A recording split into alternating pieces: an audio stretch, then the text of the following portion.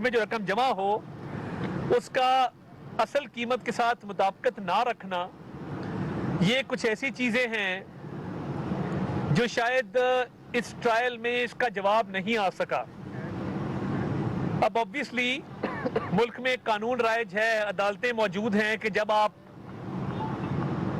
کوئی غیر قانونی کام کرتے ہیں، چاہے آپ 11 ماہ اس ٹرائل کو لٹکائیں یا آپ اس میں آپ کے وکیل ہیلے بہانوں سے کام لیں یا آپ راہ فرار اختیار کرنے کی کوشش کریں، کبھی نہ کبھی اس کا جواب دینا ہوتا ہے، قانون کا سامنا کرنا ہوتا ہے۔ اب آپ کو چوری کے اوپر 3 سال کی سزا ہوئی ہے تو واویلا کیا جا رہا ہے اور تمام تر ملک کے نامور وکلا کو بڑی بڑی فیسیں آفر کی جا رہی ہیں کہ وہ آ کے ضمانت کروائیں اسلام آباد ہائی کورٹ سے۔ اس کا ایک پروسیجر ہے، جب ہونا ہوگا تو وہ ایک پروسیجر کے تحت معاملات آگے چلیں گے، کسی کی خواہش پہ نہیں ہوگا۔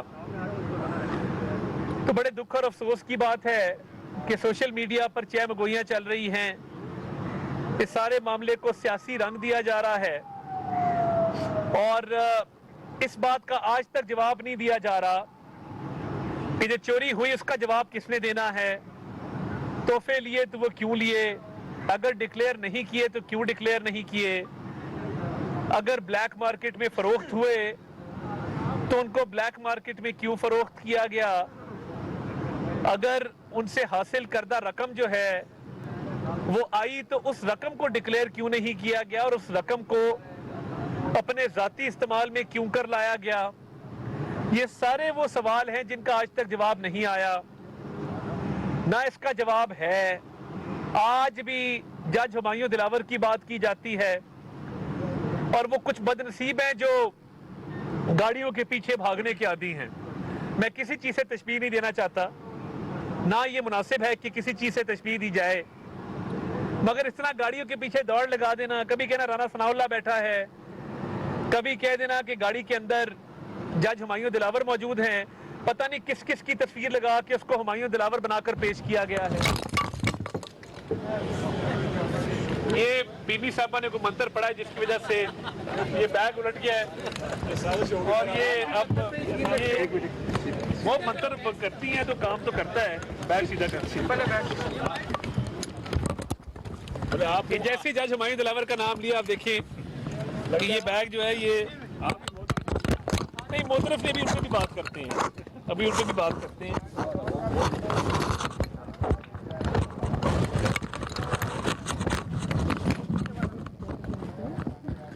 بی بی صاحبہ نے کوئی منتر پڑھا ہے کہ مائک ایک اور بیگ مل سکتا ہے؟ ایک بیگ اور دے دیں۔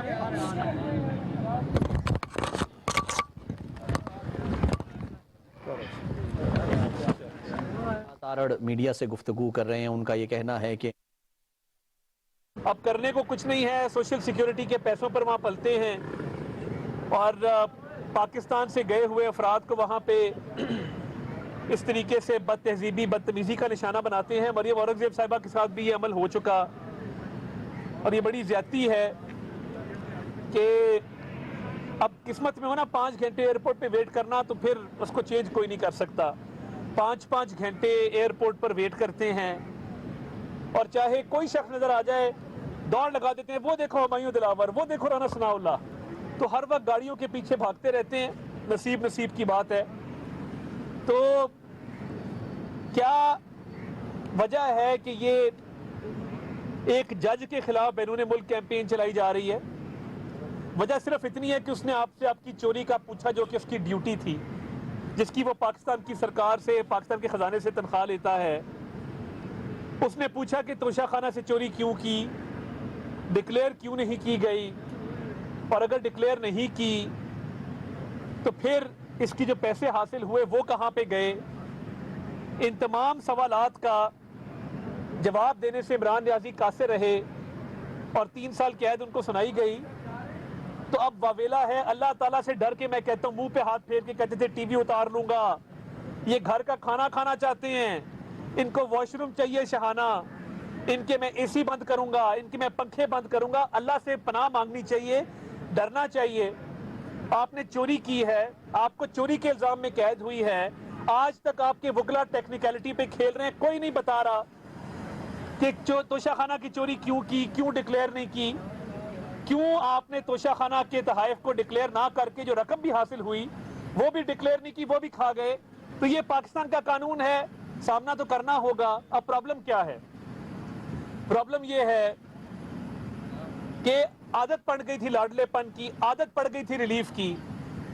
اب میں اس چیز میں آج جانا نہیں چاہتا تھا, مگر میں تھوڑی بات سائفر پہ بھی کرنا چاہتا ہوں کہ جس طریقے سے آفیشل سیکرٹس ایکٹ کی خلاف ورزی کی گئی, اور جس طریقے سے اب ایک نئی سٹوری, ایک پاکستانی جرنلسٹ جو نیو یارک بیسڈ ہے وہ کہہ رہا ہے کہ انکنفرمڈ سورس ہے اور انکنفرمڈ خبر ہے جو میں دے رہا ہوں, یعنی پورے ملک کو کہا ایبسولوٹلی ناٹ, ہم کوئی غلام ہیں. اور اعظم خان جو ان کے سیکرٹری ہیں وہ وعدہ معاف گواہ بھی بن چکے, انہوں نے کہا کہ جھوٹے منٹس بنائے گئے تھے, جھوٹا بیانیہ گھڑا گیا تھا. اب انٹرسیپٹ میں ایک اوپینین آیا ہے, یہ کسی کا اوپینین ہے جس کو رنگ یہ دیا جا رہا ہے کہ امریکہ ان کی حکومت کا تختہ الٹانا چاہتا تھا. بھئی اگر یہ کام کرنا تھا تو آپ کے وہاں پہ سفیر کو بلا کے کہنا تھا ہم آپ کا تختہ الٹنا چاہتے ہیں. حضور جناب محترم سفیر صاحب, آپ کو بلایا ہے یہ بتانے کے لیے کہ ہم آپ کا تختہ الٹنا چاہتے ہیں. یعنی سائفر جو آیا اس میں جو بھی بات درج تھی, جو بھی تحفظات تھے, جو بھی معاملات تھے, ایک آفیشل سیکرٹس ایکٹ کے تحت اساس ڈاکیومنٹ تھا جو آپ نے جلسے میں لہرایا, جس کو آپ نے پاکستان کی سالمیت کے خلاف استعمال کیا, پاکستان کی ساکھ خراب کی, پاکستان کے بین الاقوامی سطح پر تعلقات کو نقصان پہنچانے کی کوشش کی. وہ بھی مقدمہ انشاءاللہ آپ پر چلنا چاہیے اور چلے گا, ہمیں پوری امید ہے. یہ نہیں ہو سکتا کہ پاکستان کے پورے سائفر سسٹم کو ایک شخص کمپرومائز کر جائے اور اس نے توشہ خانہ کی چوری بھی کی ہو, چوری کا جواب بھی نہ ہو اور وہ بچ نکلے. یہ نہیں ہوگا. آج جو ڈائری سامنے آئی ہے اس پر بھی بات کرتے ہیں, کیونکہ یہ معاملہ شروع ہوا تھا کہ ارسلان بیٹا اس کو غداری سے لنک کر دو. آپ اندازہ کریں کہ ایک نیوکلیئر سٹیٹ کا وزیر اعظم, ایک نیوکلیئر سٹیٹ پاکستان کا وزیر اعظم, وہ کس کی ڈکٹیشن پہ چلتا ہے؟ وہ خاتون کہہ رہی ہیں کہ جہاں پہ آپ کی کوئی مخالفت کرتا ہے تو اس کو غداری سے لنک کر دو. وہ آڈیو موجود ہے جس میں وہ کہہ رہی ہیں کہ یہ علیم خان, یہ فلاں, ان کو آپ غداری سے لنک کر دیں کیونکہ یہ ہماری مخالفت کرتے ہیں. پہلی چیز. دوسری آڈیو آئی جس میں زلفی بخاری صاحب کو فرما رہی ہیں کہ خان صاحب کی کچھ گھڑیاں ہیں, ان کو بیچ وغیرہ دیں, یہ پڑی ہیں, یہ استعمال کی نہیں ہیں. آپ نے اگر F6 میں بیچنی تھی تو یہ دکان سامنے آپ کسی ملازم کو دیں, کسی ڈرائیور کو دیں, ادھر بک جاتی ہیں گھڑیاں. مگر جب آپ نے بلیک مارکیٹ میں بیچنی ہو تو پھر زلفی بخاری جیسا پلیئر چاہیے ہوتا ہے جس کے بین الاقوامی سطح پر تعلقات ہوں. دوسری آڈیو آئی جس میں کہہ رہی ہیں گھڑیاں بیچ دیں, پھر کہہ رہی میرے ساتھ ایک بچی ہوتی ہے فرح. آپ اندازہ کریں اگر وہ بچی ہے اور معصوم ہے تو پھر ہم تو پتہ نہیں کس درجے میں آتے ہوں گے کہ وہ اس کو بھی خراب کریں گے تو یہ آپ گھڑیاں بیچ دیں. یعنی ارسلان بیٹا غداری سے لنک کر دو, زلفی بخاری یہ گھڑیاں بیچ دو. پھر تیسری آڈیو آتی ہے جہاں پہ ملازمین کو ڈانٹ رہی ہیں کہ ان توشہ خانہ کے تحائف کی تصویر کیوں لی, ان کو کیوں کھولا, یہ گھر سے باہر جانے والے تحفوں کا تو سمجھ آتی ہے, اب گھر سے باہر تحفے کیوں جاتے تھے؟ یہ بیچتی تھیں کیونکہ ویلیو لگواتی تھی, پہلے یہ ویلیو لگواتی تھی, پھر یہ اس کو بکواتی تھی. اس لیے کہہ رہی ہیں کہ یہ جو تحفے ہیں ان کی تصویر مت کھینچو, یہ نظر میں نہیں آنے چاہیے, کیوں کھینچ رہے ہو؟ اب بات یہاں تک آ گئی ہے کہ بیانیہ گھڑا جا رہا ہے کہ عدلیہ کو انڈر پریشر کرو, عدلیہ پر وار کرو تاکہ ہمارے خلاف فیصلے نہ دے سکیں. اور کیا لکھا ہے کہ اسٹیبلشمنٹ کو انڈر پریشر کرو, گورنر راج لگانا ہے لگاؤ, اداروں کو انڈر پریشر کریں گے تو ہماری بچت ہوگی. یعنی وہ سنا تھا کہ خان صاحب سارے فیصلے وہاں سے کرواتے ہیں, آج تو بالکل واضح ہو گیا ان آڈیوز کی روشنی میں جو پیرنی صاحبہ کی آئیں اور اب جو یہ ڈائری سامنے آئی ہے. تو یہ کوئی اچنبے کی بات نہیں ہے کہ سائفر کے منٹس بیٹھ کے خود بنائے, کوئی اچنبے کی بات نہیں ہے کہ جھوٹا بیانیہ گھڑا گیا, کوئی اچنبے کی بات نہیں ہے کہ پاکستان کو بین الاقوامی سطح پر بدنام کرنے کی کوشش کی گئی، کیونکہ جب فیصلے اس طرح ہوں گے گھر میں بیٹھ کے اور ایک ڈکٹیشن لی جائے گی.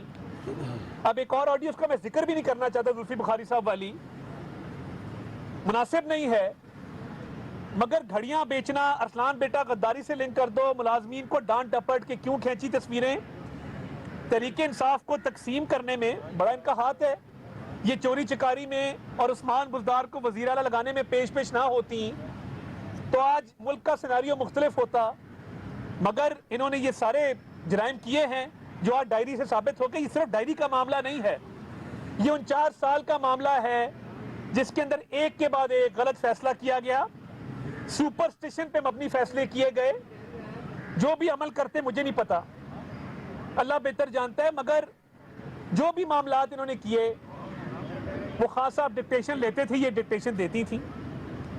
کیا یہ جائز ہے کہ ایک وزیر اعظم اپنے حلف سے انحراف کرے اور اس طرح کے فیصلے کرے، ایک نیوکلیر اسٹیٹ کا وزیر اعظم، اور اس طرح فیصلے ہوں گھر میں بیٹھ کے؟ تو یہ سائفر کی بھی کہانی اس سے ملتی جلتی ہے، یہی ہوا ہے، انہی کی ڈکٹیشن پہ ہوا ہے. اور میں یہ سمجھتا ہوں کہ یہ بڑی زیادتی والی بات ہے کہ آپ ججز کے خلاف کیمپین چلائیں، آپ بیرون ملک کیمپینیں چلائیں، توشہ خانہ کا آپ سے جواب نہ دیا جائے، مگر آپ کیمپینیں ضرور چلائیں ججوں کے خلاف. تو یہ توشہ خانہ کی سزا چوری پہ ہوئی ہے، بدنیتی پہ، کرپشن پہ ہوئی ہے، جواب تو آپ نے دیا نہیں، اس لیے آپ جیل میں ہیں. اب آپ سہولیات کے لیے درخواستیں ڈالتے ہیں. ہمیں کہتے تھے کہ یہ چور ہیں تو ان کو سہولیات کس بات کی دی جائیں، ہم یہ نہیں کہیں گے. ہمیں اللہ تعالیٰ کا خوف ہے، ہمیں اس مالک کا خوف ہے جس کے قبضے میں ہماری جان ہے. رحم مانگنا چاہیے، وقت ہمیشہ یکساں نہیں رہتا، ہمیں بھی اس بات کا ادراک ہے. مگر اتنی چوریاں کر کے جواب نہ دے کے آج آپ سہولیات مانگ رہے ہیں تو یاد تو آتا ہوگا جب منہ پہ ہاتھ پھیر کے کہتے تھے میں کچھ نہیں چھوڑوں گا ان کا.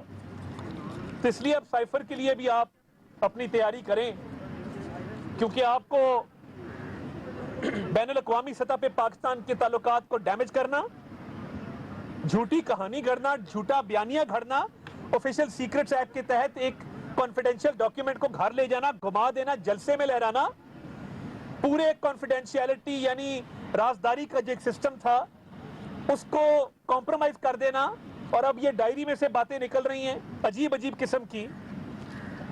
تو یہ قومی مجرم ہیں جنہوں نے 4 سال کھیل تماشے کیے اور اس ملک کو تباہی کے دہانے پہ کھڑا کیا. اللہ کا شکر ہے اس 1 سال میں ملک کو ڈیفالٹ سے بھی بچایا ہے اور تمام تر مسائل کو حل کرنے کی کوشش کی ہے. آج عزت سے کھڑے ہیں، ایک پائی کی کرپشن کا الزام نہیں ہے، اور ان لوگوں نے جو 4 سال میں کیا آج یہ بھگت رہے ہیں اور انشاءاللہ مزید بھی بھگتیں گے. آپ کا بہت شکریہ. صاحب سوال ہے شیراز نیو ٹی وی سے، آپ نے ڈائری کی بات کی اور تمام تر باتیں آپ نے کی، ایک بات آپ نے مس کی ہے اور وہ بات یہ ہے کہ اقتباس ہے کہ خان صاحب کو کہا گیا ہے کہ آپ نے دودھ جو ہے وہ رات کو پینا ہے، تو اس کی وجوہات کیا ہے، کیا محرکات ہے اس کے پیچھے؟ دیکھیں میں سیاسی معاملات پہ تو کہہ سکتا ہوں کہ ججز پہ پریشر ڈالا گیا، اسٹیبلشمنٹ پہ پریشر ڈالا گیا، غداری کا بیانیہ کھڑا گیا، سائفر کا بیانیہ کھڑا گیا، مگر یہ جو کھانے پینے کا ان کا آپس کا معاملہ ہے میں اس پہ کامنٹ نہ ہی کروں تو بہتر ہے. مگر یہ پورا ملک جانتا ہے کہ کس طریقے سے ڈکٹیشن دے کے اس ملک کی سیاست کو آلودہ کیا گیا، گندا کیا گیا، لوگوں کی پگڑیاں اچھالی گئیں، عزتیں اچھالی گئیں. یہ آج آپ سب کے سامنے آ گیا. یہ بتائیں کہ آج کا جو اللہ صاحب جو آیا ہے سپریم کورٹ کا جو فیصلہ آیا ہے بڑا کلیئر ہے، اس سے کوئی اثر پڑے گا؟ کوئی اثر نہیں پڑے گا. میں سمجھتا ہوں کہ ابھی بھی سینٹ موجود ہے، پارلیمان کی توہین کی گئی ہے، اس پارلیمان کی قانون سازی کو ختم کر کے کالعدم قرار دے کے. ہم نے پہلے کہا تھا ہم نے سیلف سرونگ لیجسلیشن نہیں کی، پرسن سپیسیفک لیجسلیشن نہیں کی. ہم نے کیا کیا، اس قانون کے تحت صرف ریویو کا رائٹ دیا تھا کہ جس کا ریویو وہاں سے ریجیکٹ ہوتا ہے اس کو ایک رائٹ مل جائے کہ وہ اثر نو ریویو فائل کر سکے. میاں صاحب کا پناما کا ریویو پہلے ہی ریجیکٹ ہو چکا تھا، خواجہ حارث صاحب نے فائل کیا تھا اس زمانے میں، تو میاں صاحب کا کیس اس زمانے میں آتا نہیں ہے. میاں صاحب کا 5 سال کی ڈسکوالیفیکیشن کی قانون سازی آ چکی کہ وہ لائف ٹائم نہیں ہوگی، 5 سال ہوگی، وہ ان کی مدت ختم ہو چکی ہوئی ہے. جہانگیر ترین صاحب کی بھی ختم ہو گئی ہوئی ہے. اب اس ملک میں زندگی بھر کے لیے راحلی نہیں ہے. 5 साल की मुद्दत मुकर्रर कर दी गई है, वो दूसरा कानून है। और एक प्रैक्टिस एंड प्रोसीजर्स एक्ट है जिसके तहत अपील का राइट दिया गया है, वो भी एक्सरसाइज हो सकता है। तो ये कानून ख़त्म करके पार्लियामान, वेट किया गया कि पार्लियामान घर जाए तो साथ ही ये कानून साजी कर दी जाए, ये मुनासिब नहीं है। सेनेट मौजूद है, उस पर रद्द अमल आएगा इंशाल्लाह, मगर मैं ये समझता हूँ कि कानून साजी पार्लियामान का इस्तेहकाक है, इख्तियार है आइन के मुताबिक, जुडिशरी का नहीं है। ये फैसला गलत हुआ है। थैंक यू बहुत शुक्रिया। रहनुमा मुस्लिम लीग नून अता तारड़ में